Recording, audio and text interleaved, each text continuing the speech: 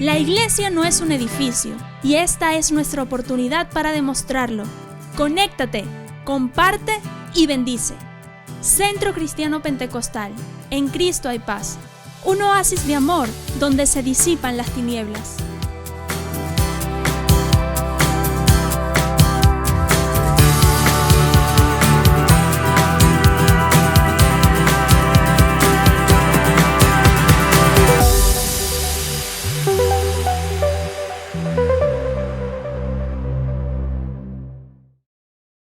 Buenas noches, mis hermanos, que el Señor les bendiga. Bienvenidos una vez más a nuestro viernes en línea.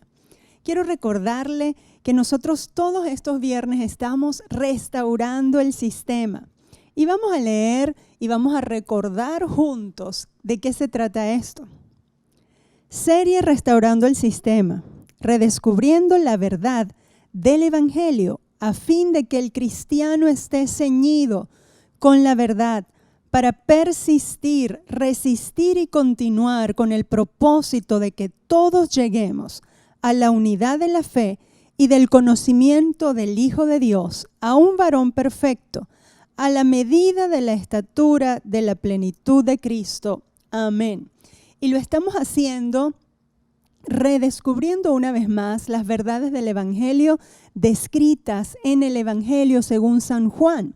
Estamos estudiando el Evangelio según San Juan para recordar, para refrescar, para tomar fuerzas de la palabra del Señor. ¿Para qué?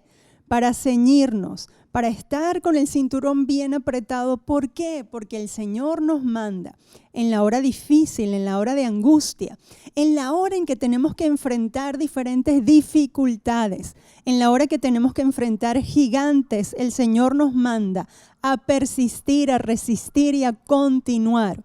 Pero esto no lo podemos hacer si no estamos bien ceñidos y fortalecidos en el poder del Espíritu Santo y sustentados, alimentados con la poderosa palabra de Dios.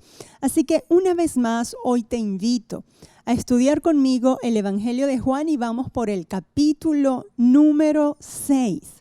El capítulo número 6 empieza con la alimentación de los 5,000. Y en el nombre de Cristo Jesús pedimos que la gloria, la gracia y la palabra de Dios fluya en tu vida para que te renueve, para que te restaure, para que seas alimentado. En el nombre de Jesús, amén y amén. El Señor está buscando gente fuerte. El Señor nos llama ejército de Dios. Un ejército tiene que entrenarse, un ejército tiene que prepararse y continuamente tiene que estar adiestrándose. Continuamente un ejército se adiestra para la batalla, pero la batalla que ya está ganada en el nombre de Jesús. Así que mi llamado, una vez más, vamos, esfuérzate, sé muy valiente, no desmayes porque el Señor está contigo como poderoso gigante. Evangelio según San Juan, capítulo 6. Después de esto, Jesús fue al otro lado del mar de Galilea, el de Tiberias, y le seguía gran multitud, porque veían las señales que hacía en los enfermos. El Evangelio de Juan distingue dos grupos de personas. Las grandes multitudes que seguían al Señor y los judíos y fariseos, escribas que no creían en el Señor. Debo decir que no todos los judíos, no todos los fariseos, no todos los escribas no creían en el Señor. Muchos de ellos no creían en el Señor, los fariseos, e intentaban pues siempre hacerle preguntas para tentarle, para que encontrasen alguna falla en él. Esos eran los fariseos, no todos, pero sí, en su gran mayoría. Y el otro grupo, como dije, son las multitudes.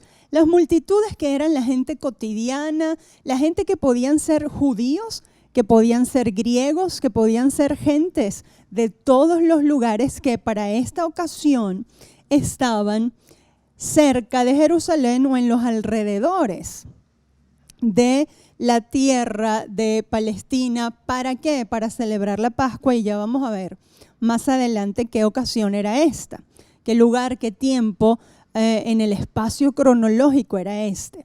Ahora aquí dice que le seguía gran multitud.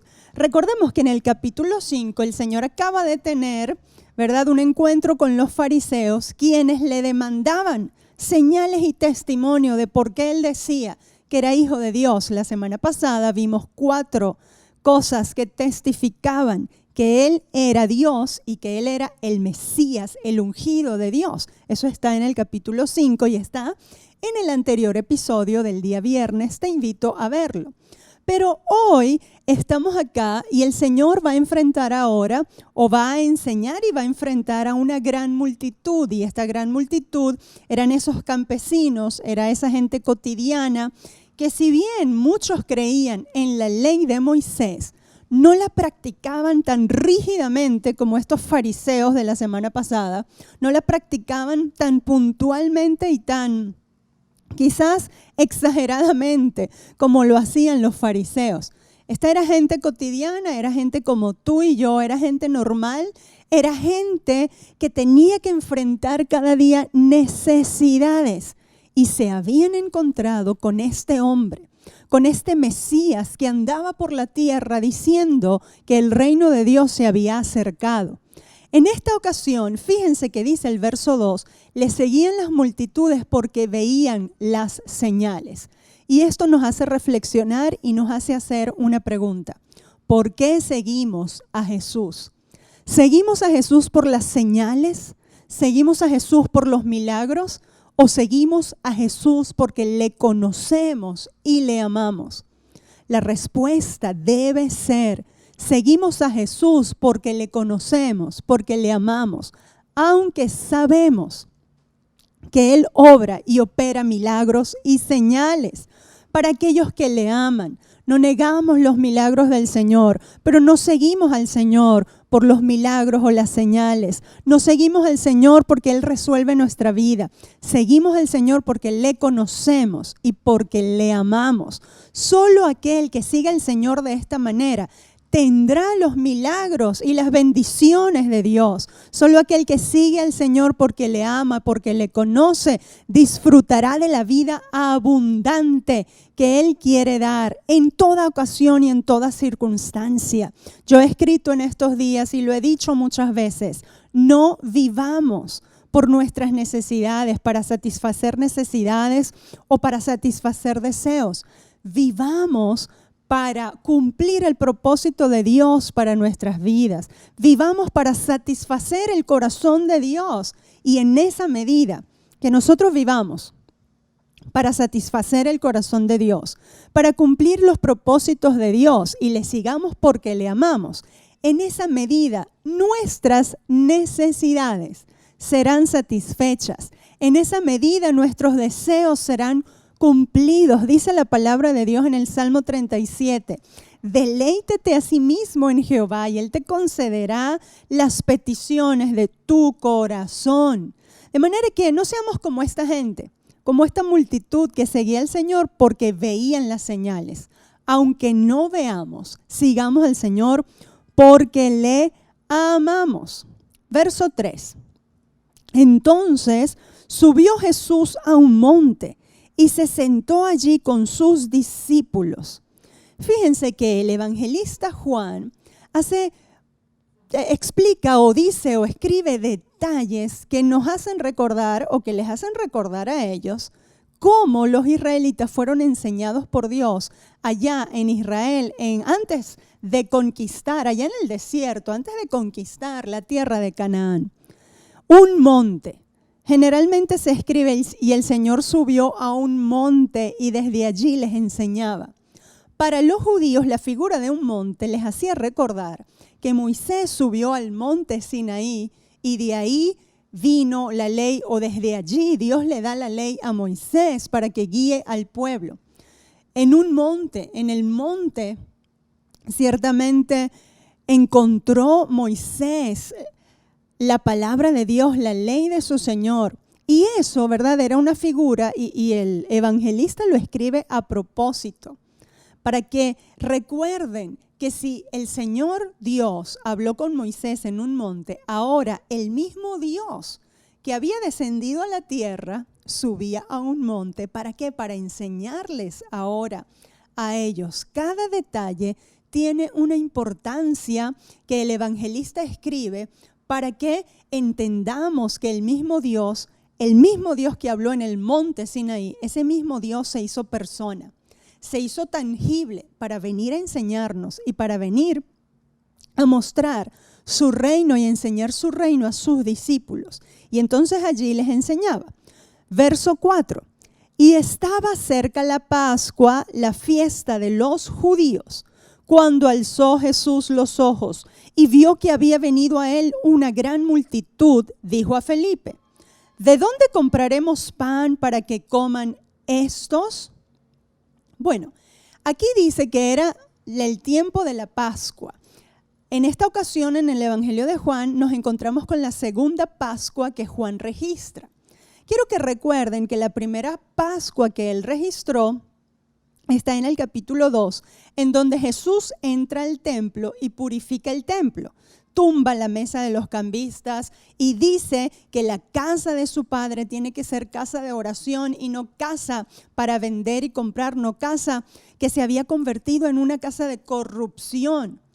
Y esa señal que él hizo en la primera Pascua indicaba que ya no eran necesarios los sacrificios, o que ya no iban a ser necesarios los sacrificios para que el hombre, los sacrificios de animales para que el ser humano se acercara a Dios, sino que ahora él mismo iba a hacer el sacrificio y él mismo iba a purificar al pueblo de Israel e iba a ser quien purificara con su sangre preciosa cada vida de aquellos que se acercaban a él.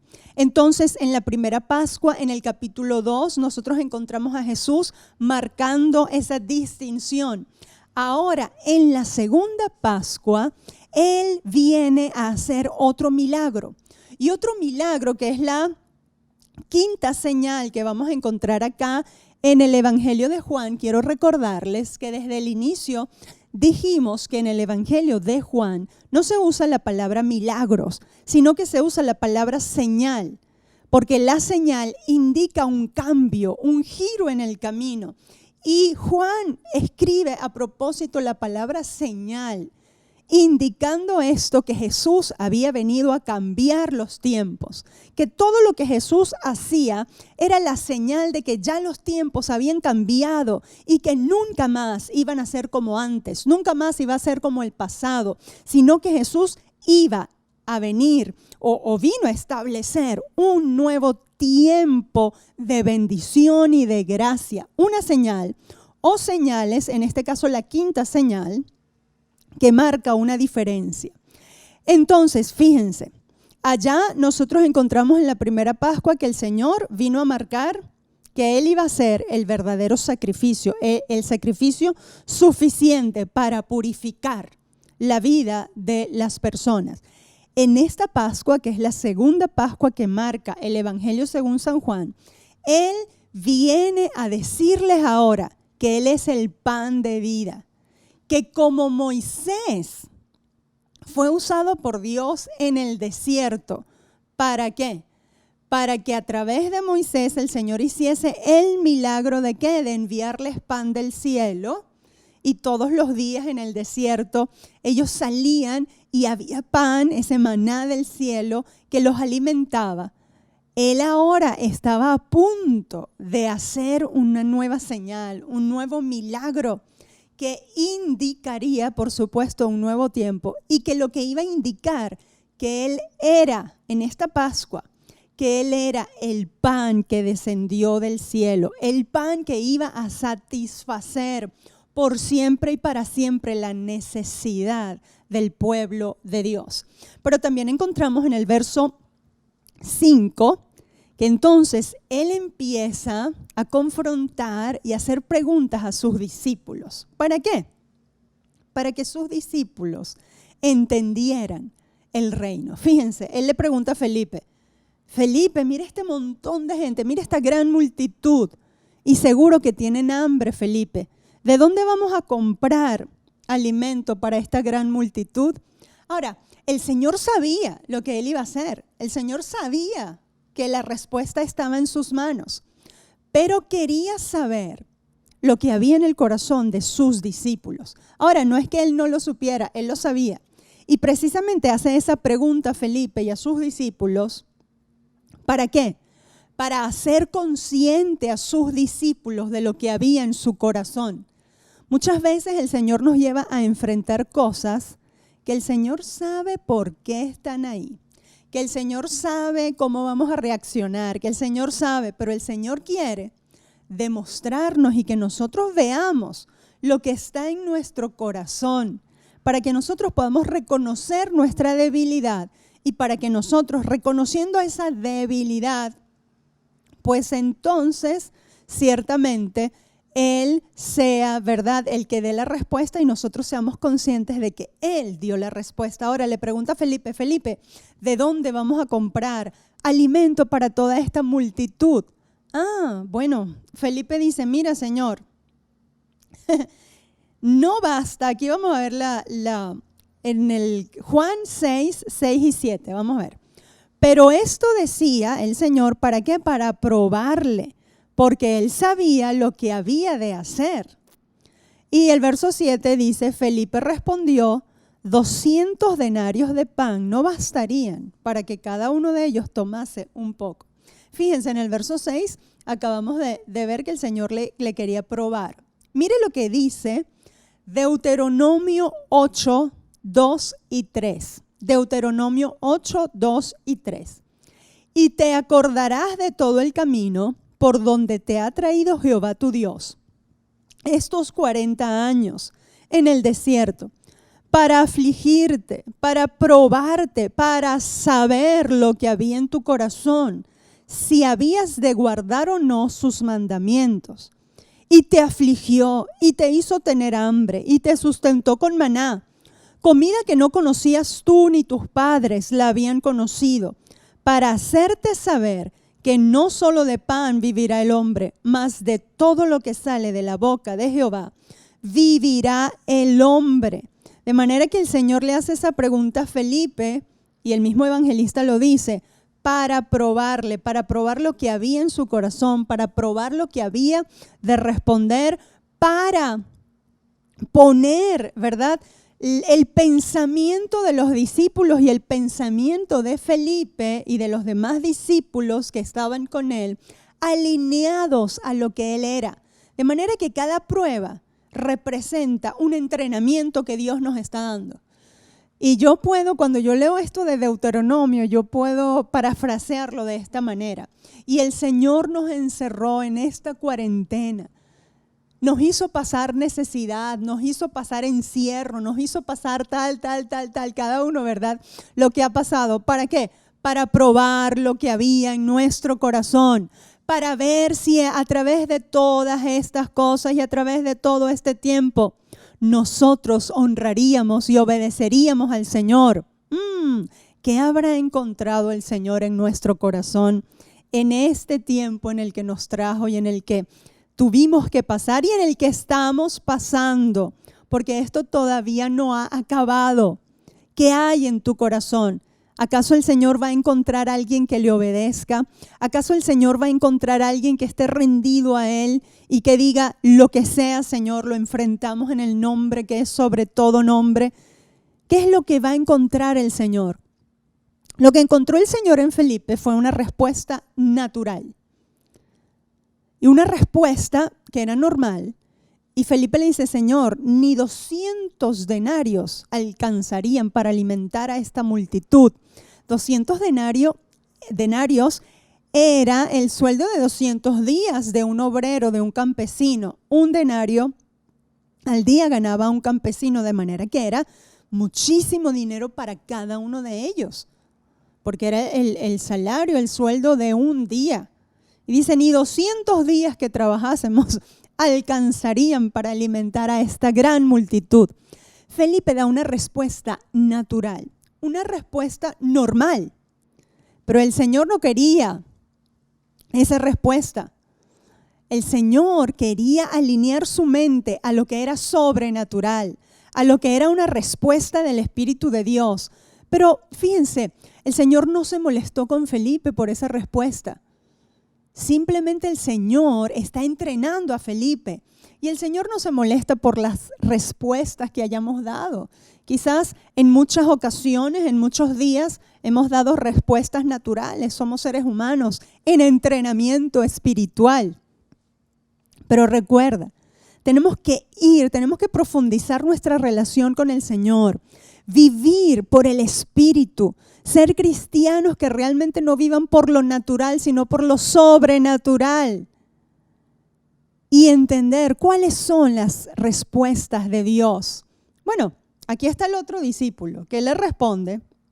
Este discípulo quiso ayudar a Felipe y estamos con otra respuesta en el capítulo 6, versos 8 y 9, dice: uno de sus discípulos, en esta ocasión Andrés, hermano de Simón Pedro, le dijo: aquí está un muchacho que tiene 5 panes de cebada y 2 pececillos. Mas, ¿qué es esto para tantos?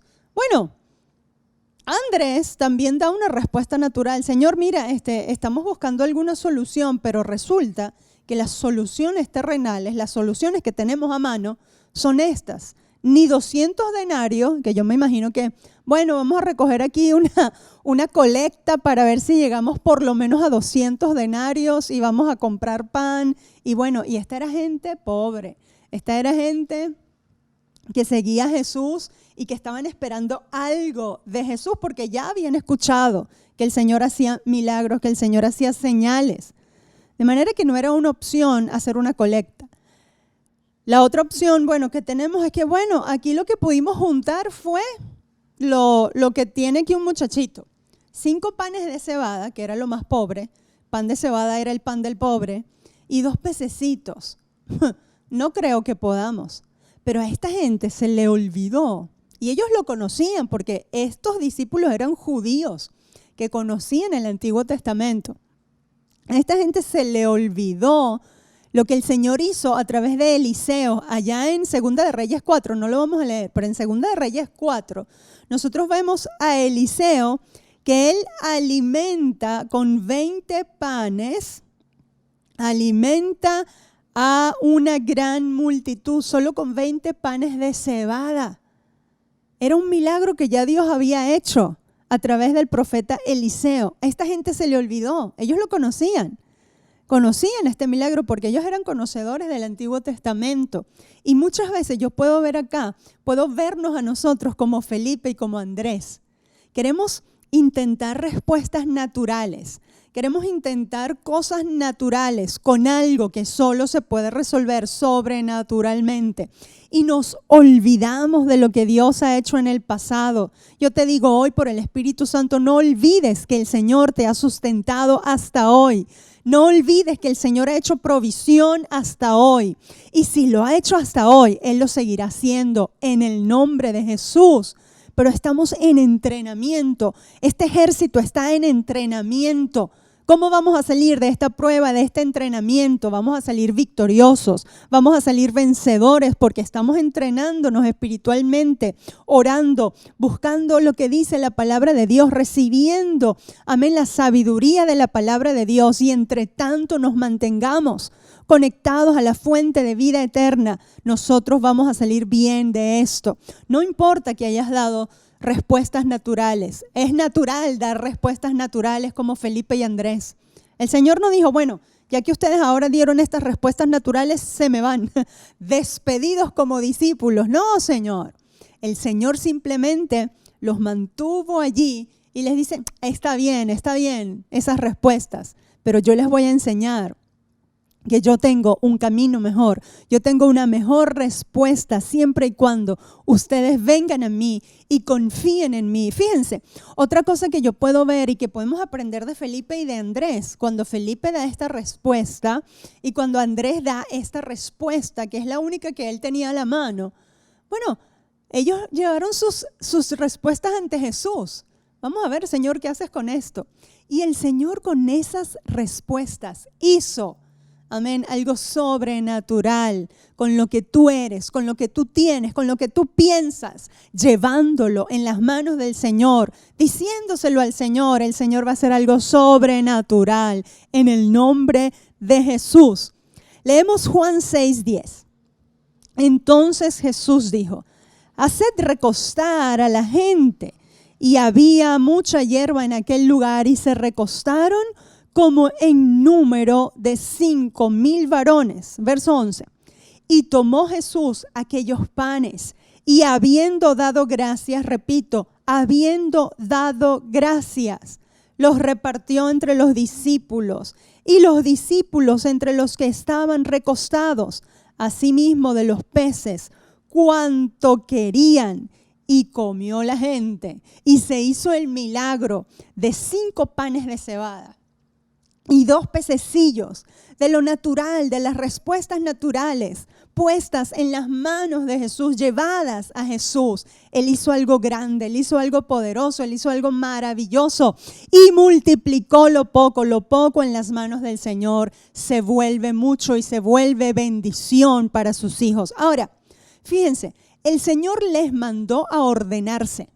El Señor les mandó a organizarse. El Señor les dijo: ordenen a la gente y que se recuesten por grupos.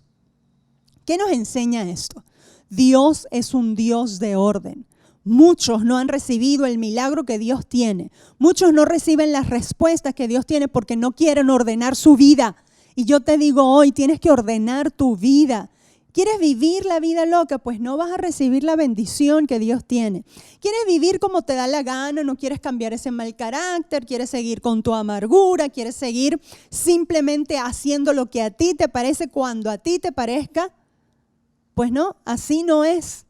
Hay que ordenarse para que esta gente pudiese comer, para que esta gente pudiese recibir. Ellos tenían que ordenarse. Ellos no dijeron: bueno, yo aquí me salto la fila y no me interesan los discípulos. Ojo con esto. No me interesan los discípulos, yo voy directo a Jesús y se acabó. No. Así no ibas a recibir la comida. Tenías que guardar un orden. Por eso insisto, nosotros somos rebaño del Señor, pertenecientes a una comunidad de fe, en este caso Centro Cristiano Pentecostal.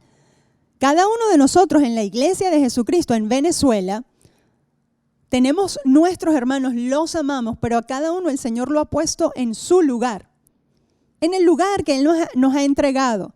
Orden, tienes que ordenarte. Primero tienes que ordenar tu vida, dejar el pecado. Desde acá te hemos dicho, deja el pecado, deja la amargura, deja la ira, desecha el enojo. Deja de adulterar y pecar con las cosas que ves por la televisión, por el internet. Deja de ver pornografía. Deja esas cosas que al Señor no le agradan. Deja las malas palabras, deja las groserías. Deja esa pelea interna que tienes. Deja y apártate del pecado. Tienes que hacerlo tú. El Señor dice: vístanse como santos. Y muchos, el Espíritu Santo los está enfrentando con sus debilidades, con sus pecados, y no los quieren soltar. Deja de robar. Bueno, que el Señor nos ayude. Ordena tu vida y entiende que Dios trabaja a través de la congregación, a través de la iglesia, de su iglesia que es un cuerpo. Su iglesia a la que el Señor nos ha llamado a nosotros como pastores a pastorearles, para guiarles. Tú perteneces a una comunidad de fe. Bueno, ordénate en esa comunidad de fe y sigue los pasos. Que lo que estamos haciendo es salvándote la vida cuando te enseñamos la palabra de Dios. Y cuando te decimos: ordénate, ordena tu vida y vuelve a conectarte con tu iglesia, con tu líder, con tu pastora, en el nombre de Jesús. Eso va a traer bendición a tu vida. Bueno, esta gente se tuvo que ordenar. Y una vez que ellos estuvieron recostados, entonces Jesús le da a los discípulos los panes. Fíjense, Jesús lo primero que hizo fue dar gracias. Dio gracias. Oró al Padre. Y una vez dadas las gracias, eso se multiplicó. Eso nos enseña otra cosa. Estás dando gracias por lo poco que tienes. La gente mira lo que no tiene y no da gracias por lo que tiene. Empieza a dar gracias por lo que tienes. Vamos a dar gracias por lo que tenemos, no importa que sea poco, ese poco en las manos del Señor, Él lo va a multiplicar en el nombre de Jesús. Dale gracias a Dios por lo que tienes, deja la amargura por lo que no tienes, empieza a ver lo que tienes, dale gracias. Solo dando las gracias, lo poco se va a multiplicar y te va a rendir en el nombre de Cristo. Jesús dio las gracias y una vez que dio las gracias, dio eso a sus discípulos. Los discípulos lo llevaron al pueblo. El Señor nos da palabras a nosotros. El Señor me da palabra a mí para el Centro Cristiano Pentecostal. Yo se las sirvo. Y todo lo que hacemos acá para que te llegue esa palabra, todos los hermanos y los líderes que nos ayudan para que esa palabra llegue. Una vez que llega, nosotros la servimos. Y una vez que llega, tú la puedes comer, pero si estás en el orden. Si sigues el orden, wow, si aprendiésemos esto, si aprendiésemos lo importante del orden y de dar gracias por lo poco que tenemos, el Señor haría aún más en tu vida. Y yo hoy vengo a decirte, el Señor quiere multiplicar lo que tienes. El Señor quiere darte más de lo que hasta ahora te ha dado. El Señor en esta crisis y en medio de esta circunstancia, el Señor quiere darte más, pero es necesario que te organices. Ya yo hice mi parte, ya yo te he dicho lo que tienes que hacer, ya los líderes te han dicho cómo tienes que ir y cómo tienes que hacer. Es más, si no tienes internet, los que no tienen internet, los que no pueden ver las transmisiones, pues nosotros hacemos de todo para hacerlo llegar de otra manera. Pero tú tienes que ordenarte, dar gracias y hacer y recibir. Solo el que vive de esta manera, pues saldrá a la abundancia, como nosotros estamos leyendo el Salmo 66. En el Salmo 66 dice, Señor, tú hiciste cabalgar hombres y pruebas sobre nosotros. Nos metiste en duras pruebas, pero nos sacarás a la abundancia y entonces entraremos en tu templo ofreciendo sacrificios. Eso es lo que está pasando y lo que va a pasar. Solo el que vaya, amén, de la mano de Jesús, el que vaya de la mano y junto con su congregación, el que sea iglesia, el que demuestre que es parte del cuerpo de Cristo y esté conectado a Jesús, la fuente de agua viva, y esté conectado al cuerpo, amén, sin desconectarse de la visión y del cuerpo, ese saldrá de esta prueba a la abundancia. Y entonces el Señor saciará tu vida y la hará, amén, gozosa y satisfecha en el nombre de Cristo Jesús.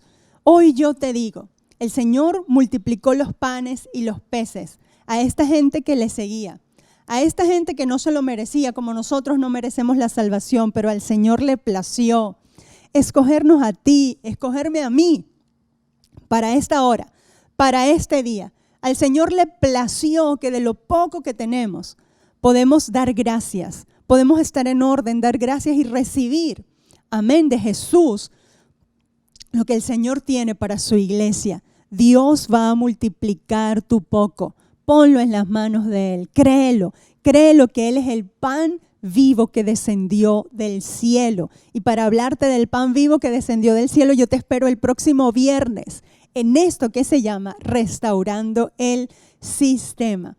Yo te digo hoy, créelo en el nombre de Jesús y por la gracia y el poder del Espíritu Santo yo oro para que esta palabra lleve frutos y lleve frutos en abundancia en tu vida. Y quiero terminar este texto, esta parte, cuando dice en Juan 6:12, y cuando se hubieron saciado, dijo a sus discípulos, recoged los pedazos que sobraron para que no se pierda nada. Cuando se hubieron saciado, el Señor ha prometido saciarnos. Si tú me has seguido y si tú me has escuchado desde años y años atrás, yo te dije en el nombre de Jesús que en tiempo de hambre seremos saciados. Es lo que dice la palabra de Dios y es lo que yo he declarado para mi vida, para mi familia, para mi iglesia en el nombre de Jesús. Salmo 37:19. No serán avergonzados en el mal tiempo y en los días de hambre serán saciados en el nombre de Jesús. Para el Centro Cristiano Pentecostal, para todo el que me escucha, yo declaro esta palabra sobre tu vida en el nombre de Cristo. En el tiempo de hambre no serás avergonzado. En el tiempo de hambre serás saciado. Saciado del bien del Señor y saciado de todo el bien material que necesitas para poder seguir hacia adelante hasta que Cristo venga en esta vida. Créelo, recíbelo en el nombre de Jesús y que la gloria y la gracia del Señor guíe tu vida hoy y siempre. Amén y amén. Dios te guarde, el Señor te bendiga y recuerda que somos una iglesia a la medida de Dios. Dios te guarde. Centro Cristiano Pentecostal. En Cristo hay paz. Somos un oasis de amor donde se disipan las tinieblas. Seguimos firmes y adelante porque CCP no se detiene y sigue unido sin estar reunido, porque cada uno gana uno. El Centro Cristiano Pentecostal es una iglesia a la medida de Dios.